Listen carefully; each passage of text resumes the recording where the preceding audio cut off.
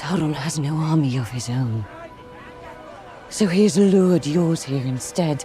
Spoiler alert. The fact that Sauron and Morgoth share the same crown in the Rings of Power Season 2 raises concerns about the item's origins and potential implications for the Prime Video series. Even though the Rings of Power has a cast of mostly fictional characters, Tolkien's Legendarium serves as the inspiration for many of the story's plot points. However, the most significant clues to storylines from the author's original works can be found in the Rings of Power's Tolkien characters, from the backgrounds of Morgoth and Sauron to other characters like Galadriel and Elrond. The Rings of Power Season 1, Episode 1's prologue contains the main allusions to this period prior to Middle-earth's Second Age. These flashbacks mostly center on the War of Wrath, which describes the eventual destruction of Morgoth by a coalition of elves, men, and Valar. Given how they are portrayed in Tolkien's works, Sauron and Morgoth are two antagonists from The Lord of the Rings that are closely related. It is interesting how the Rings of Power emphasizes these links by revealing that Sauron's crown, a headgear with a lengthy history,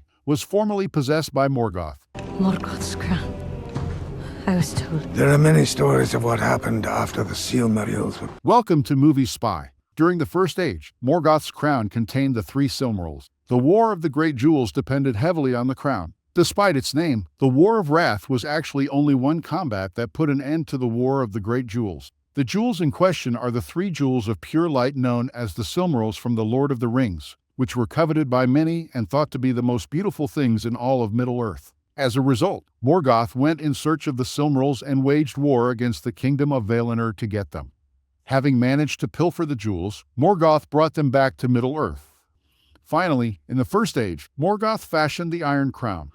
Morgoth frequently refused to remove the Silmarils that adorned the Iron Crown. Because of this, the Iron Crown came to represent Morgoth's might as well as his goals, since the Silmarils were still sought for by Valar, dwarves, elves, and mortals throughout Middle-earth. The Silmarils were thought to have had the greatest influence on the First Age of Middle-earth until the 20 Rings of Power from The Lord of the Rings were forged. Remarkably, the tale of Morgoth's Iron Crown and the Silmarils is connected to the mention of three human heroes in the Rings of Power. In the 5th episode of Season 2 of the Rings of Power, Sauron brings up Beren, Chuer, and Eärendil to Celebrimbor. Beren, the last of these heroes, wanted to take a Silmaril from Morgoth as a token of his love for Luthien, an elf. After Beren's success, Elwing received the Silmaril and finally wed Eärendil. It was the latter who persuaded the Valar to wipe out Morgoth, which sparked the War of Wrath.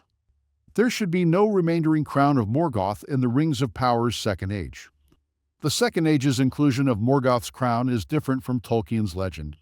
It is revealed in the Rings of Power Season 2, Episode 6, that Sauron eventually inherited Morgoth's Iron Crown. The Rings of Power Season 2, Episode 1, depicted Adara's quest to kill Sauron, and in Season 2, Episode 6, the Iron Crown reappears in Adara's camp. Interestingly, Tolkien's writings created a quite different background for the Iron Crown. Therefore, this represents a significant shift in lore. It is said in Tolkien's works that following the War of Wrath, Morgoth was banished to the Timeless Void and would never return. Morgoth was chained with many chains that joined to a collar around his neck, keeping him from entering Middle-earth. Given that the Iron Crown was allegedly used to manufacture this collar, Morgoth's old power symbol is now being used to lock him in captivity. That is why the Iron Crown that makes an appearance in the time frame of the Rings of Power differs from the lore of Tolkien. Morgoth's crown gets special powers from the Rings of Power. The Rings of Power give the crown of Morgoth a significant role. The Rings of Power Season 2 provides Morgoth's Iron Crown with a purpose, even with the alteration to Tolkien's lore. Although this seems sense, the episode indicates that Morgoth's crown possesses an unidentified power. Morgoth's Iron Crown might, after all, contain the Silmaril, and the jewels themselves possessed an unstated authority over all living things. In a similar vein, the tale of Beren and Morgoth concludes with Angrist, the former's dagger, breaking against the latter's crown.